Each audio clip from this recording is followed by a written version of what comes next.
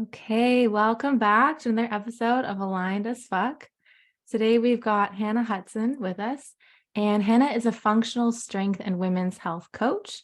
So she empowers women to build wellness into their lives, to increase energy levels, decrease PMS and menopause symptoms, improve sleep, get rid of brain fog, manage weight, and balance hormones. So many things that we want here. And when we have balanced hormones, we are going to feel way more aligned, and then we'll be able to use our energy for anything that is important to us in life.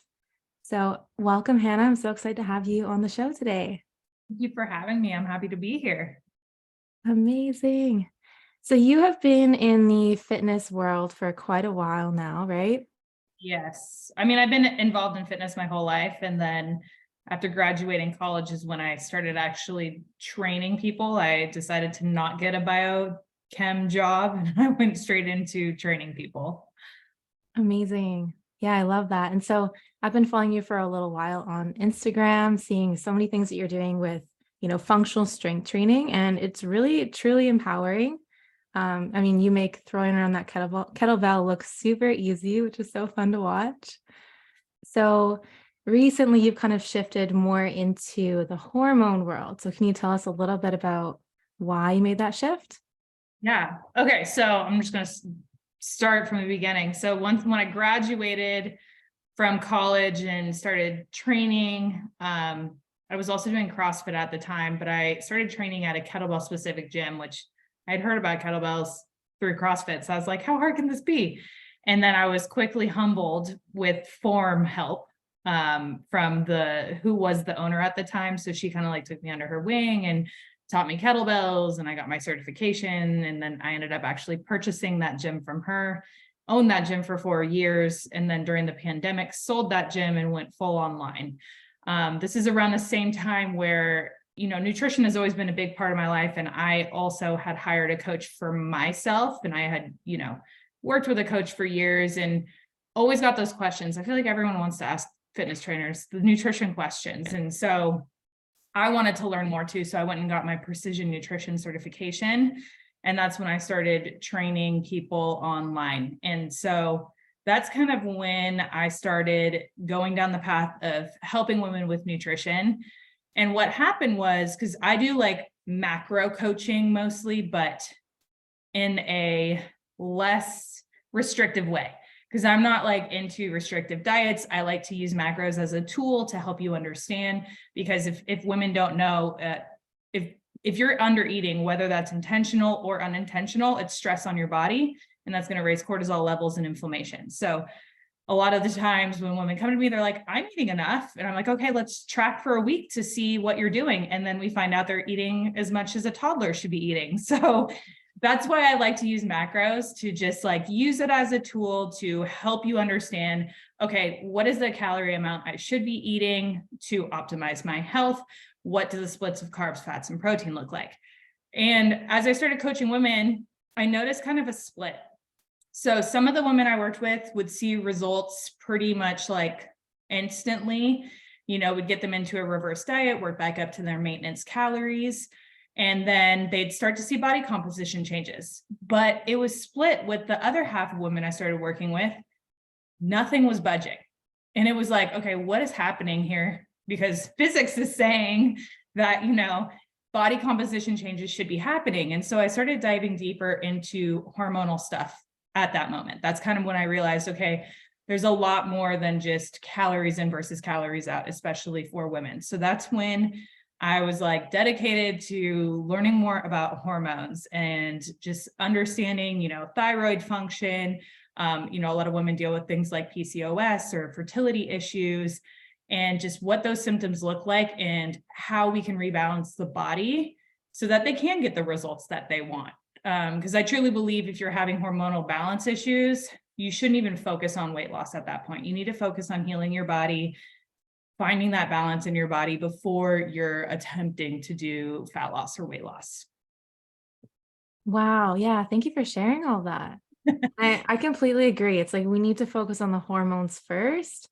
And I'm curious if you found that, like, is weight loss kind of a natural side effect of creating more balance within the hormones? Yes, I do believe so. especially if you can lower, I think a lot of people, one of the biggest places to start out is blood sugar balance, and then also adrenal support. So especially for women I work with who are stressed out all the time, our grind culture is not great for the hormones. So if we can figure out how to lower our adrenals, we can lower our inflammation, because inflammation is really what leads to all of the issues we have. And that's actually what I'm currently struggling with right now. So I don't know if you saw my post. I've been dealing with my own health issues for the last 2 years, which sucks, but at the same time, it's actually allowed me to be more empathetic to other women who are dealing with these struggles. And also me learning so much about myself and my journey is helping me help other women through their journey as well. Absolutely. Yeah. And I appreciate you being so vulnerable and sharing what you're going through as well, because yeah, I think this is such a common issue that so many of us are either have dealt with in the past or are currently dealing with right now. Yeah. And I think so many women just have decided to say that it's normal. Oh, I'm just getting older and this is just how I'm supposed to feel as I get older. I even was telling myself that. It took maybe the last year, because I haven't drank at all this year. I was like, okay, if I cut out drinking, I'll start to see more results. And 5 months went by and I was like, okay, nothing's changing. And then I took a cellular inflammation test and it said my inflammation was through the roof. And I was like, there's something going wrong, having insomnia, getting 9 hours of sleep, and then being like, I need a 2-hour nap in the middle of the day is not normal, especially for someone like me who understands how to feed myself right. And I exercise and I practice stress management. I don't overwork. So I'm doing everything right, yet I'm still having these issues. There's something going on that's not right. So that's kind of when I realized that I need to stop gaslighting myself and I need to find answers for why I'm feeling this way. Wow. Yeah. I can completely relate with so much of this as well. It's been a huge part of my own health and wellness journey. I mean, for me, I've had thyroid issues since I was 12 years old, and these really peaked back up again in my early 20s. And I was doing everything right, like the sleep, the fitness, the nutrition. And for some reason, I was still struggling with a lot of issues, a lot of symptoms. I even cut out all toxins from all my products, working on every little thing. And for me, the underlying root cause was stress. And I knew this Yeah. stress, but I was like, okay, great. But how do I just stop being stressed? Yeah. That was my biggest challenge. And was this recent, or is that kind of how you started your journey with coaching as well, helping yourself de-stress? Yeah. So the last 2 years, I would say that I've significantly worked on my stress. But prior to that, the previous maybe 5 years, I was coaching people through, fitness, gut health, all that kind of stuff. But I was missing that piece of stress, which it's you can tackle inflammation from so many angles. And this is why I love taking a holistic approach, looking at physical, mental, emotional, spiritual, even. Yeah. Because I was just focusing on the physical aspects that Yeah. were dealing with inflammation. But you could be eating the healthiest diet. And if stress is going to be a big factor in your life, that can create inflammation. For sure. And that's why, when I talk about stress, I'm always you got to break down every area in your life that you have stress, not just the physical, but the emotional, the mental, the existential. There's so many areas of stress that we have. And if you're only focusing on one, you're missing a lot of parts, because one thing that I committed to last year was going to therapy for my childhood trauma, because that kind of stuff can literally live in your cells and it can cause triggers that you don't even realize. So for me, my trigger was social media and having mean comments or comments that were questioning what I was saying. And they would trigger me so much. I would have this rage inside of me. And I was like, I shouldn't have rage over a comment or someone saying something mean. This just doesn't make sense. And I've kind of gone into therapy and recognized it's coming up from stuff that happened in my childhood, and helping, having a therapist help me work through that has actually helped me manage those stress levels with social media, which has been super helpful. That's amazing. Yeah. And I love that you're looking at going into those depths, because I think that's so important. Like you said, it's our bodies hold on to this stress for years unless we deal with it and learn how to release it. Yeah. And that's the other thing, you know, you can only help people so much. They have to want to help themselves. So you can give as much advice, but if they're not willing to put in the work and try, they're probably not going to get better. And I think that's the other piece of like, that's hard as a coach, is you want your clients to improve, but you can't physically force them to do something they don't want to do. Yeah, I can totally relate with that too. Yeah. So when it comes to, female specific training, I'm curious kind of since you've shifted into more hormone balance support, are there some shifts that we need to know about, how to work out as a woman who wants to support her hormones? Yeah. So to start, I definitely don't want to like make any blanket statements. And I feel like it's very specific based off of each individual's history and what they're currently doing. So like anyone, especially because I have thyroid issues as well, really paying attention to how your body feels when you work out is important. So there is, like something I've talked about a lot, which you've heard, is cycle syncing. Now, this is like a new, I would call it a fad that's coming up, but I think it's here to stay. We don't have a lot of scientific data to prove this, other than I've tried it myself. I've done it with my clients and they've seen results off of doing it. So essentially cycle syncing your workouts is adjusting the intensity of your workouts based off of how your hormones are fluctuating throughout the month. And so when our hormones are high, like estrogen and testosterone are peaking, we're going to be more resilient to stress. We're going to be more insulin sensitive. We're going to be able to handle stress more. But then as our hormones come down, as we get closer to our bleed phase, our hormones or our stress is going to be a lot higher. Insulin sensitivity is going to go down. We're going to be more insulin resistant. So paying attention and lowering the intensity is important. And this is something I've done for like 6 months just for myself now. And I've noticed a huge difference, specifically in like fatigue and soreness.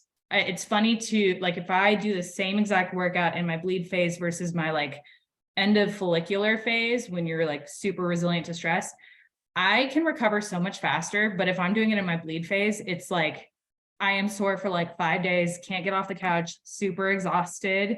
And then we always question ourselves. We're like, why am I feeling this way? And it's like, well, our hormones are a lot different than men's. They have a 24-hour cycle with their hormones. We have, roughly 28-day cycle. So we just have to better understand how our hormones fluctuate. And if we can do that, we can also be less guilty or like mad at ourselves for not being able to perform like we think we should in the gym. I love that. Yeah. And this is a method that I've been using myself for a while now. I don't know how long exactly, but I know that years ago, my naturopathic doctor was telling me about it. And I was like still super, I would say like more in the masculine at that time. So I just wanted to lift heavy weights and do my like intense workouts. And I was like, what do you mean slow down? Like, I can't do that. I'm going to lose all my gains. I know, right? What society tells you is just so frustrating because we get these beliefs in our head and we can't get away from them. Like, I don't want to take rest days. No, I have to go all out every single time in the gym. I have to do HIIT every single day. It's like, no, you don't. You're not going to lose gains. In fact, you're probably going to make more gains when you tone your workouts down. And again, I'm not saying you can't do HIIT. You can do HIIT training, but there's just a time and a place, and we don't need to do excessive amounts because that's just going to lead to a lot of stress and inflammation in the body. Exactly. Exactly. And that's something that I experienced too. It was like doing all these hardcore workouts, I'm actually creating more inflammation Yeah. versus giving myself more time to rest and then taking it easy and just going for walks during that menstrual phase, for example. I have actually dropped weight a lot easier by Yeah. following that method. Yeah. I'm not surprised. It's amazing what just like small shifts. And again, there's some people out there who will say, you shouldn't even work out during your bleed phase. I actually don't believe that. I think it depends on the person. And if your hormones are very imbalanced, you might want to take it slower just because you don't want to add that extra stress. But I still lift during my bleed phase. I'm just going really light and I'm doing more reps. So I'm toning the intensity down.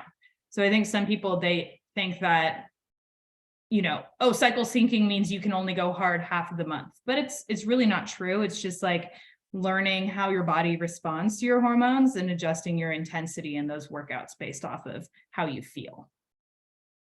Yeah, that makes sense. Yeah. And I think that like our bodies are so wise and we don't always give our bodies the credit. Don't Right. listen. We listen to everyone else but our bodies. Oh, yeah. Ah, yeah. Yeah. The more that we can just like tune inward, our intuition is always speaking to us. We just have to, yeah, get quiet enough and still enough to listen and hear it. Exactly. Hmm. Just some other, besides cycle syncing, a couple other like things that I think are important for women to know is women shouldn't train fasted. So there's like a lot of controversy with intermittent fasting and fasting in general. And women ask me this all the time. I actually have a podcast on intermittent fasting and how to do it right if you want to do it, because it can be helpful for like blood sugar balance, but only when you're doing it correctly. And I find that women do intermittent fasting to cut their calories, and they shouldn't be using it to just like starve themselves. If you're getting the right calorie amount and the right amount of protein, carbs, and fats in your window, that's great. But I also would recommend to have that window be started before you do your workout. So overnight, our liver, that's our main source of glucose after we're not eating, because we're basically in a fast while we sleep. And when we wake up, we want to restore the glycogen in our liver. And also we want to have some protein. Even if you're getting 150 calories in before a workout, you're going to be better off, because women are just more susceptible to stress when they're doing fasted cardio. Dr. Stacy Sims, she's someone that I follow on Instagram. She's really big she has a couple books on women in menopause and working out. So if anyone's interested in like learning more about this topic, she's actually done a lot of studies on it, and she has like blog posts and books on it. And she talks all about why it's important for women to not train fasted and eat something before they do their workouts. I think that's such an important point. And this is something else that I learned the hard way. I was definitely on that intermittent fasting trend and yeah, fasted cardio in the morning, black coffee or something like that first. Oh my gosh, yes. My life has changed since I eat something either with or before my coffee. I was just putting myself in straight fight or flight mode, and I can just like feel the jitters right now. Just like I used to have so many jitters, and I would just like wait as long as I could to have that first meal. Like, why was I doing this to myself? Oh my gosh, I hear you. Yeah. I like once I learned about the benefits of intermittent fasting, I'm like, this sounds amazing. So I would just not eat in the morning, even though I was so hungry. I would Yeah. like see how long I could go without eating. And really, I was creating more stress and probably more inflammation in my body by doing so. Well, And and then with with, cortisol means your thyroid is going to be slower as well. So you're just making your thyroid issues worse. So that's why a lot of people have thyroid issues that don't even know it, but it's so important if you do have thyroid issues to make sure you're not skipping breakfast, you're not doing fasted cardio. You want to minimize all of those little things that can cause more stress on your body. yeah, that totally makes sense. I But hear yeah, you.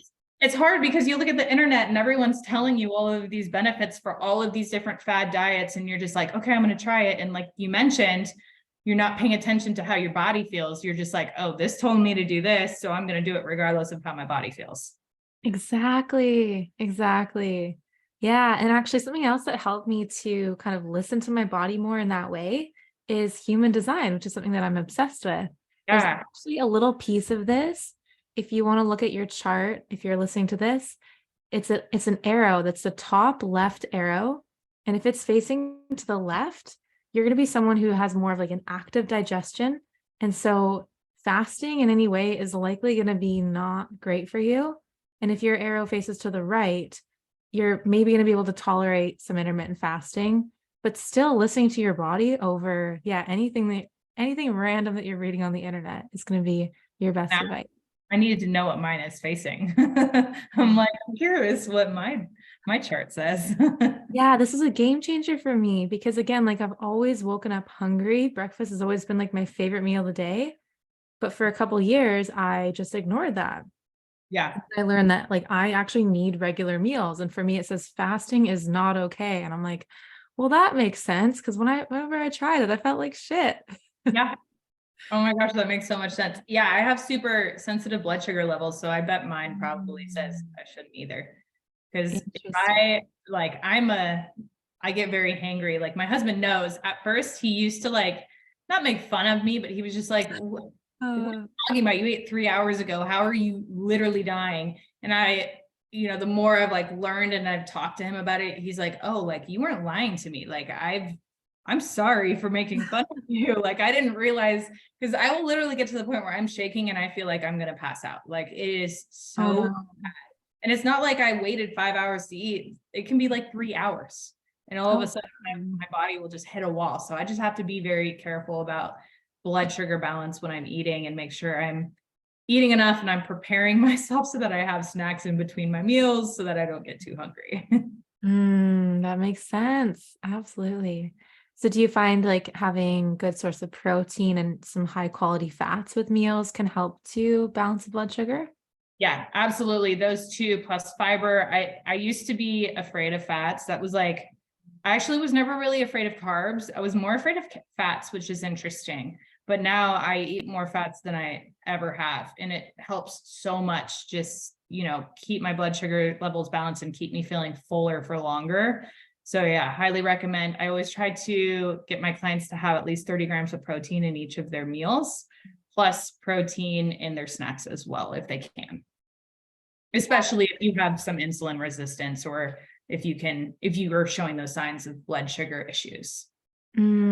Totally. Yeah, I hear that. Yeah, protein is like the core of all my meals, and I think that's made a huge difference in how I feel throughout the day. Yeah. I eat like 150 grams a day. And I feel when we go on vacations and it's just harder to eat protein, I always just feel more fatigued and like less full. So definitely important. And people shouldn't be afraid of eating animal protein either. Just want to throw Definitely. is that, you want to make sure you're getting all of those essential amino acids.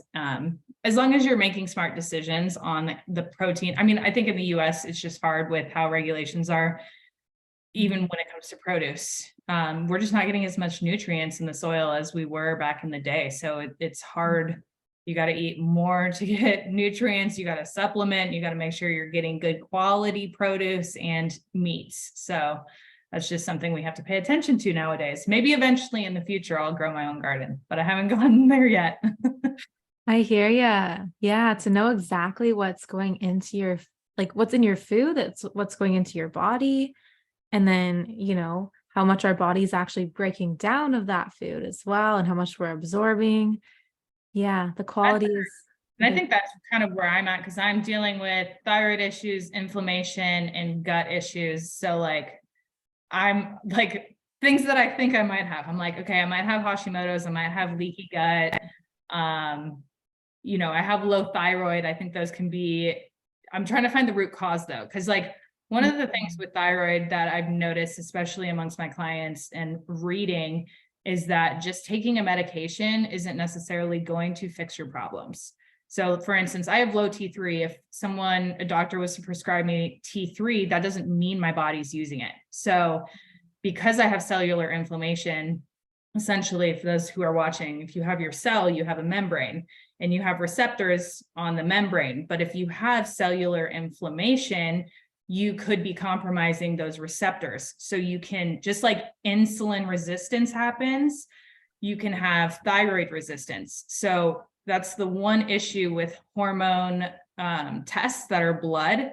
Your blood can show it's normal, but that doesn't necessarily mean that the hormones in your blood are actually doing what it needs to do, going to the receptor and binding to the receptor and giving those signals for whatever it is that needs to be done in your cells. So sometimes your blood looks normal, but that doesn't mean you are actually having those processes be normal.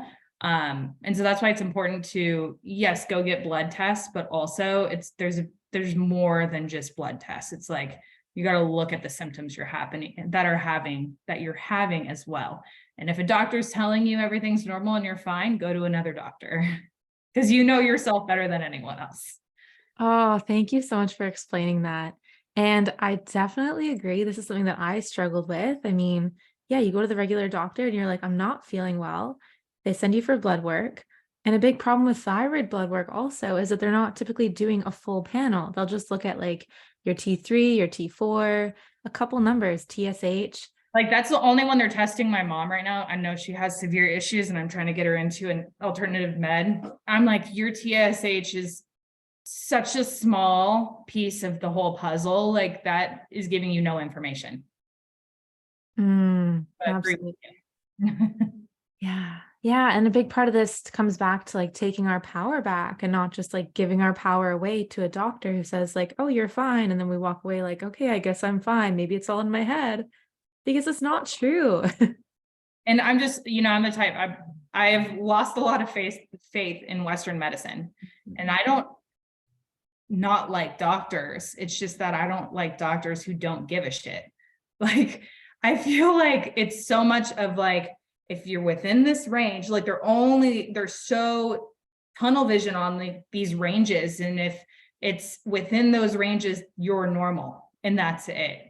And then they're done. They're like, you're fine. If you get sicker though, come back and I'll give you medication. That's how it is. And it just sucks. It's very black and white. And we need to have more doctors who work in that gray area, which typically is among a lot of, hormone issues related, gut issues, liver issues, all of that in the gray area before you get too sick is unfortunately what a lot of Western medicine doctors don't focus on. Yeah, I fully hear you. Yeah, I'm pretty bitter towards the traditional Western medicine as well.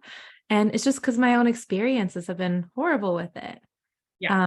Like I don't want a pill to be the solution personally. Like I want to find out like what is the root cause? How can I fix this? And if they're not asking questions about your poop, your sleep, your lifestyle, your stress, your relationships, they Yeah. don't really know what's happening in your life and your body. Yeah.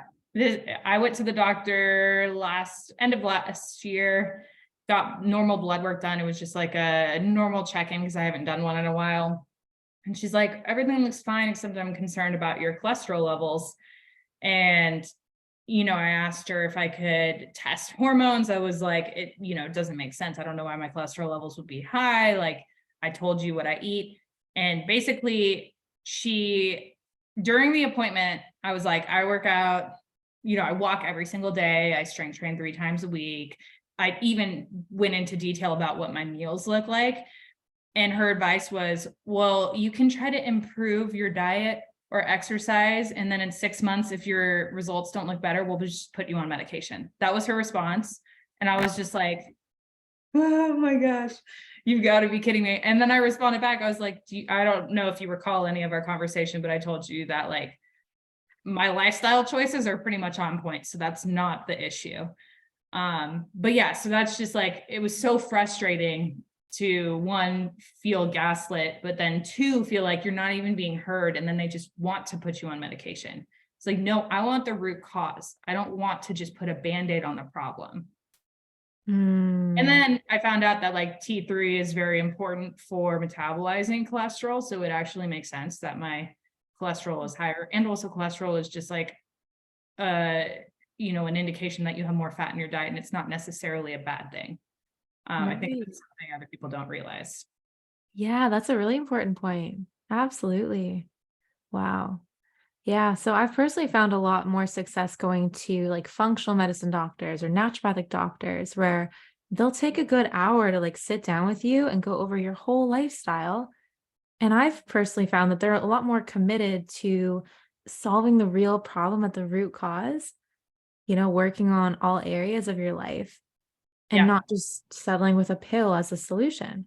Yeah. It's amazing. Like an hour-long conversation versus normal doctors is like 15 minutes. She kept asking. So I ended up going to an alternative med doctor because I was so pissed after that appointment. And it was so weird for her to just sit there and be like, okay, what's next? What else do you want to talk to me about? Like, she wasn't trying to rush me out of the appointment. She wanted to know all of the details. She was happy to, give me all of the lab tests that I needed to get done versus I've heard the Western med doctor I went to, she wouldn't even test for hormones. She said that she didn't have that ability to get those tests. I don't even know, but I've heard of other people, like their doctors just straight up denying them. They're like, no, I won't give you blood tests. So it's just nice to like go to a place where they're listening to you and they're actually willing to get you tests to help you see what's going on with your body. Wow. That is crazy. I know. Wow. So I'm sure people listening have also had these experiences because it's often, especially with hormonal issues. Absolutely. Yeah, you're definitely not alone. And I think like for me, it was doing a lot of my own research as well and really just tuning into my body and knowing that like I didn't want to settle for feeling average or just okay. Yeah. Like for me, I'm an active person. I've been an athlete since I was a kid.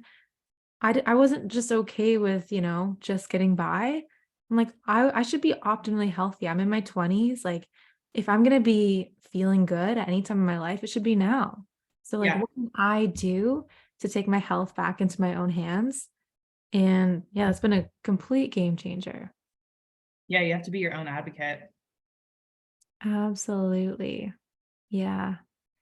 Okay, so we talked about a few things here: cycle syncing, eating breakfast, eating enough food, because that's something that a lot of women tend to do is like undereat, and Yeah. that can actually like slow our metabolism, right? Yep.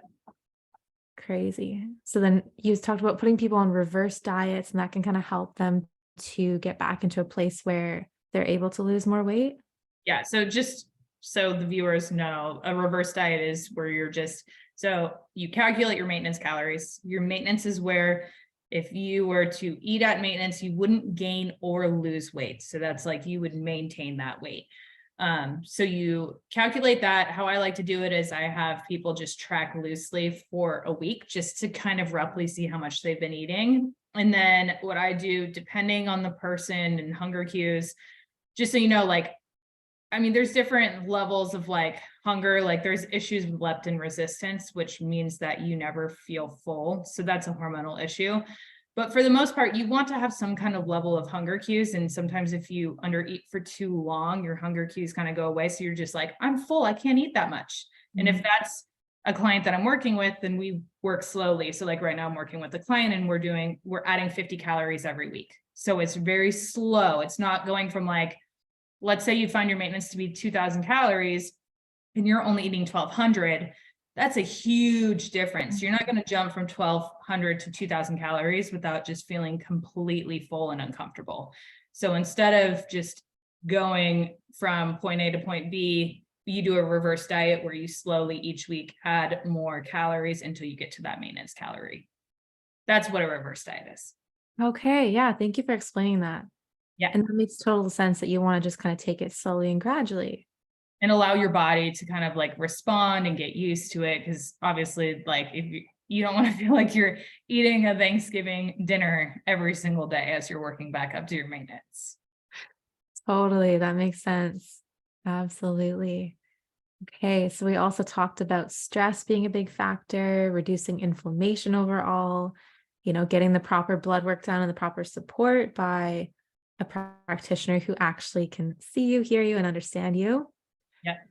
Are there any other tips that you can give our listeners today about, what we can do to balance our hormones, increase our energy, manage weight?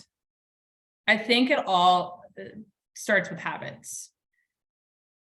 I do have a supplement coming, a supplement line for hormone support, but I don't believe in quick fixes and I don't want to market it as a quick fix. Um, I think too many times we want quick fixes, but in reality, we need to change the way we live our lives. So Mm. I have a 30-day hormone challenge. And in that challenge, we focus on 4 habits. 1 is blood sugar balance. 2 is stress management. 3 is improving your quality of sleep. And then 4 is understanding how to exercise around your cycle. So the one we haven't talked about today, sleep. All of the processes in our body happen when we're in deep sleep. Like it's so important that we get enough sleep. And I think sometimes with the stress of life that we will sacrifice sleep in order to get a workout in. And I would highly recommend, I would rather you not work out and get better sleep because I swear, and this happened to my husband too. He was kind of like, got caught in the grind and was waking up at 4 a.m. to go do a workout and then only getting, I don't know, 4 to 5 hours of sleep. And he didn't see any changes. Nothing happened because he was so stressed from not getting enough sleep and his body was not able to recover from the workouts. that's where you make gains. You don't make gains in the gym. You make gains when you're resting and recovering, and sleep is a huge aspect of that for muscle repair. So making sure you're getting good quality sleep, 7 to 9 hours. I personally need 9, but some women can do 7, is ideal for hormone health as well. Yeah, that is such an important point. And I'm with you, like 9 hours in bed, that is what I need. If I don't get that, Having the same routine. I think even on the weekends, like I am 8:30, starting to get doing my nighttime routine, brush my teeth, wash my face, 9 o'clock in bed, lights out, wake up. I don't wake up with an alarm clock. That's the thing. If you can train your body, you do not need to wake up with an alarm clock. And it's like aggressive. It's not good for you to wake up. You're like waking up in fight or flight if you have an alarm clock. So if you can train your body and just wake up naturally, that's more ideal than waking up with an alarm clock. totally. I do the same thing as well. Yeah. And for me, like my bedtime routine has become such an essential part of my day. I Yeah, actually look forward to it. It's like I'll have on some really soft music, like some frequency healing music, love it. super dim lights, like a Himalayan rock salt lamp. I'll do like skincare of essential oils or incense burning.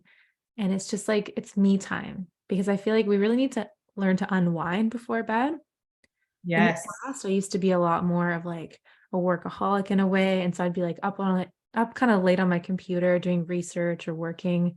And it'd be really hard for me to shut my brain off. So I'd go to sleep, but my brain would still be like trying to solve problems.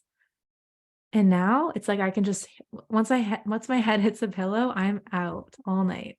Yes, I so agree with that. And like your point on me time, that's one thing, I like to help clients by taking 5-minute action plans. So essentially you're focusing on something small and doable. Because if I tell you all these things, okay, you need to do blood sugar balance, you need to manage your stress, you need to have better sleep, like that's overwhelming. So when I'm working with a client, we do one action at a time. So this week we're focusing on sleep. Next week we're going to focus on stress, whatever it is. But one of the things I love to do is force them to do 10 minutes of me time. I'm like, I don't care what you do. You can listen to a podcast. You can go sit outside. You can go for a walk. You can just go lay on your bed and like whatever it is, I want you to take that 10 minutes every single day and just do something for yourself. Because we get so caught up in doing things for other people that we forget about ourselves. I love that.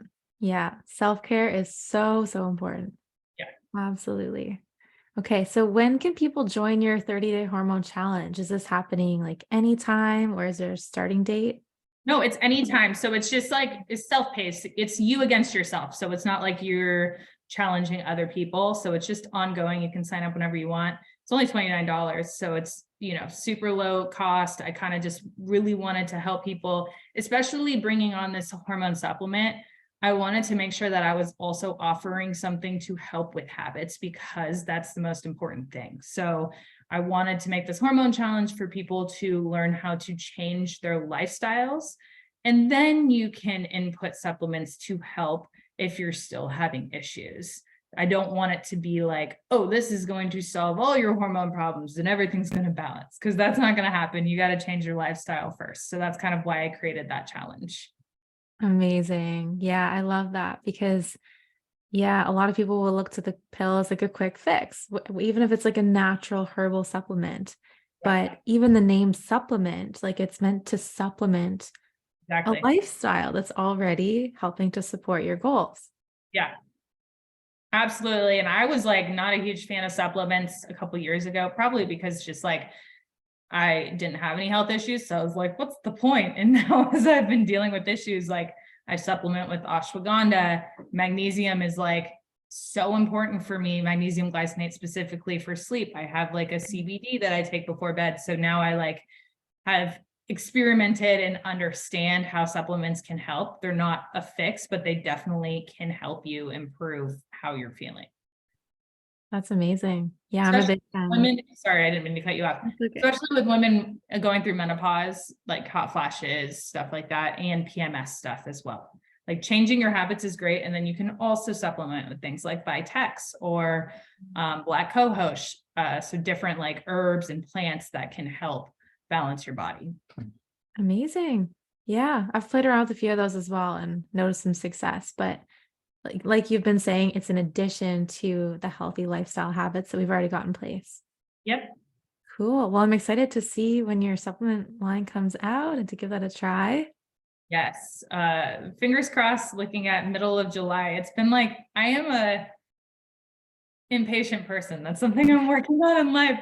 And so I thought it was going to be like this quick thing. This idea happened last year, and I was like, oh yeah, we'll be launching by May. And I've been humbled. They're like, no, it's like 12 weeks out from when you make your order purchase. So now I'm just sitting here kind of like waiting. I'm Like, sure okay, it'll this be is the universe testing you. You need to learn how to be patient. oh, for sure. I think patience is such a test. Absolutely. But I'm sure it'll be worth the wait as well once it finally arrives. I know it will be. Cool. Okay. So yeah, we're going to link to your 30-day hormone challenge in the show notes. Awesome. And then where can our listeners connect with you further? Yeah, get up with Hannah on TikTok or Instagram is probably the best place. Just feel free to DM me if you have any questions. I also have a hormone quiz freebie if you're just like curious to see what kind of those symptoms look like surrounding hormone issues. Amazing. Yeah, that's super helpful. And you've got your own podcast as well, right? Yes, the Balanced Businesswoman podcast. Kind of Um, just talking about all things health, wellness, fitness, and kind of like you, finding balance. yes, I love that. Amazing. Cool. Yeah, we'll drop all those links below. And thank you so much for joining us today. Yeah, thank you for having me.